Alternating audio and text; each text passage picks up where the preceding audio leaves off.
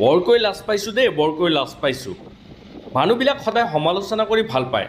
কোনে কৈছে আমাৰ নতুনকৈ ধুবুৰী লোকসভাৰ পৰা যিজন কংগ্ৰেছৰ MP নিৰ্বাচিত হৈছে তেওঁ জনসাধাৰণৰ কাষলৈ অহা নাই? কোনে কৈছে? কোনে ক'ব পাৰিব? মই দেখোন দেখা পাইছোঁ যে তেখেতে কিমান কষ্ট কৰি নাৱত ব্ৰহ্মপুত্ৰ নদী, ডাঙৰ ডাঙৰ নদীবিলাক ঘূৰি ফুৰিছে, লগত বহু কেইজন মানুহ লৈ আহিছে। ইয়াৰ পিছতো যদি কোনোবাই সমালোচনা কৰে যে নতুনকৈ নিৰ্বাচিত হোৱা MP জন জনসাধাৰণৰ কাষলৈ অহা নাই, তেতিয়াহ'লে আমাৰ দুখ নালাগেনে? নিশ্চয় লাগিব। বাৰু আমি এবাৰ ভাবি চাইছোঁনে তেখেতে কিমান কষ্ট কৰিছে?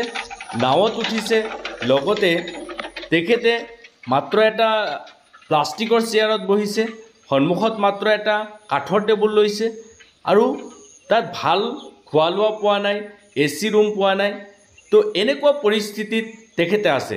তাৰ পিছতো আমি যদি সমালোচনা কৰোঁ যে আমাৰ MP জন ভাল নহয়, আমাৰ MP জন জনসাধাৰণৰ কাষলৈ অহা নাই, তেতিয়াহ'লে তাতকৈ দুখ লগা কথা কি থাকিব পাৰে?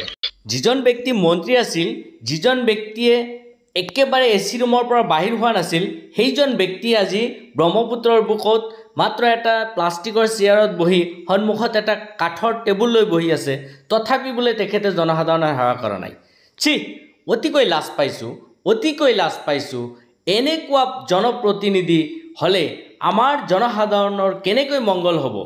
যিজন জনপ্ৰতিনিধিয়ে বানপানীৰ সময়ত নাৱত চেয়াৰত বহি আছে, সন্মুখত এটা টেবুল লৈ বহি আছে, লগতে ভৰিৰ জোতাডালো খোলা নাই, তেনেকুৱা প্ৰতিনিধিয়ে জনসাধাৰণৰ কি উপকাৰ কৰিব পাৰে বা জনসাধাৰণৰ কি মংগল সাধন কৰিব পাৰে এবাৰ হ'লেও ভাবি চাওক।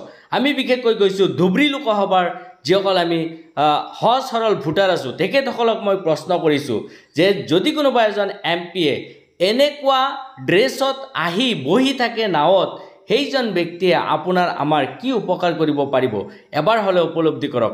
আজি চেঙা সমষ্টিৰ যিজন বিধায়ক আশ্ৰাফুল হুছেইন ডাঙৰীয়া, আৰু তেখেতে কিন্তু বানপানী অহাৰ পিছৰে পৰাই যিমান দূৰ পাৰিছে জনসাধাৰণৰ কাষত যাই থিয় হৈছে, যিমান দূৰ পাৰিছে নিজৰ আৰ্থিক দিশৰ পৰাও সহায় আগবঢ়াইছে, যিমান দূৰ পাৰিছে জনসাধাৰণক সাহস দিছে।